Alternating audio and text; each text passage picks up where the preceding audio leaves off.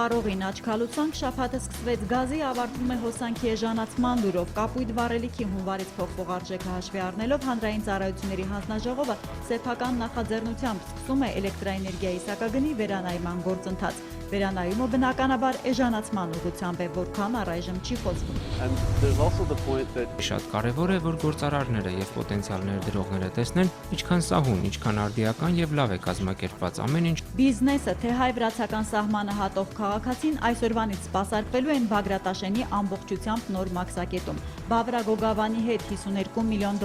ծրագրով արդիականացված սահմանային անցակետը եվրոպական մակարդակի է բերվել եւ փաստաթղթային եւ այլ ստուգումների մասով։ Բեռնատարը զննող ռենտգեն ռապիսկանը մետաղական պատի հետևում կարող է ոչ միայն մաքսանենք ապրանքն, այլև 1 միլիմետրանոց ձողը հայտնաբերել։ Անցակետի հզորությունները ներկայացրել են Բագրատաշեն այցելած Հայաստանի նախագահին ու Վրաստանի վարչապետին։ Հաջորդ քայլը մեկ պատուհանի ներդրումն է լինելու։ Մաքսավորի մաքսիմալ քիչ ներկայությունը կցկան ժողովուրդը։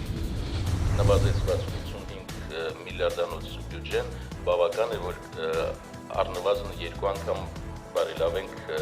ուժ ծառայությունների որակը եւ հասանելիությունը։ Առողջապահության նախարարությունը փոխելու է հիվանդանոցների պետպատվերի սկզբունքը մեխանիզմը կմշակեն մոտ 1 ամսում, ասել է Լևոն Ալթունյանը վստահեցրել։ Դա կօգնի կլինիկաները մրցակցեն հաճախորդի համար ու լավացնեն բուժօգնության վիճակը։ Նախարար Ալթունյանին պատգամավորները բողոքել են, բժիշկները մոտավոր են աշխատում, Սոնոյի ռենտգենի են ուղարկում, հետո ասում լողը ձեզ կբուժի։ Դժգոհել է նաև, թե օնկոախտորոշմամբ ով կարող է տուն, տեղ, մեքենա վաճառում արտասահմանյան կլինիկա է գնում։ Քաղցկեղի բուժումն այո, Հայաստանում ցածր արդյունավետություն ունի, համաձայնվել է նախարարը, շեշտել երկիրն անվճար այդքան է կարողանում անել։ Եթե Իսրայել Գերմանիայի պես 20-30 հազար դոլարով բուժեր, գուցե հիվանդները գոհ մնային։ Խորհրդարանն այսօր քննարկել է նաև բյուջե 2017-ի կրթական մասը արձանագրել։ Ուսուցիչների աշխատավարձը նույնպես գալիք տարի չի ավելանա։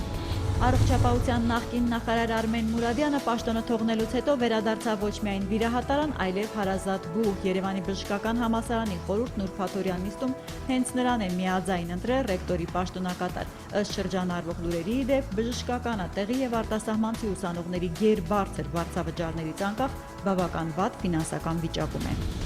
Ռոմինգի եւ տեղական ցանցերի սակագների տարբերությունը կազմել է շուրջ 45 անգամ։ Հայաստանյան բջջային բաժանորդների ռոմինգը ամենաթանկը լինելով ԵԱՏՄ-ում դարձել է եվրասիական ընդհանուր տարածքում հեռախոսակապի էժանացման դրդապատճառ։ Հաշվարկվելուծությունների հիմք ընդունելով ԵԱՏՄ մասշտաբով իրականացվող արդար ռոմինգ համակարգի շրջանակում ՏՄՊՊՀ-ն երկրի բոլոր 3 օպերատորներին Beeline-ին, Vivacer MTS-ին ու Ucom-ին առաջարկել է նվազեցնել երկրից դուրս գտնվող բաժանորդի զանգերի արժեքը։ Համաձայնվել են այն էժանացրել մինչև իսկ 9 անգամ։ Եթե նախկինում Ռուսաստանից, Բելարուսից, Ղազախստանից դեպի Հայաստան կատարվող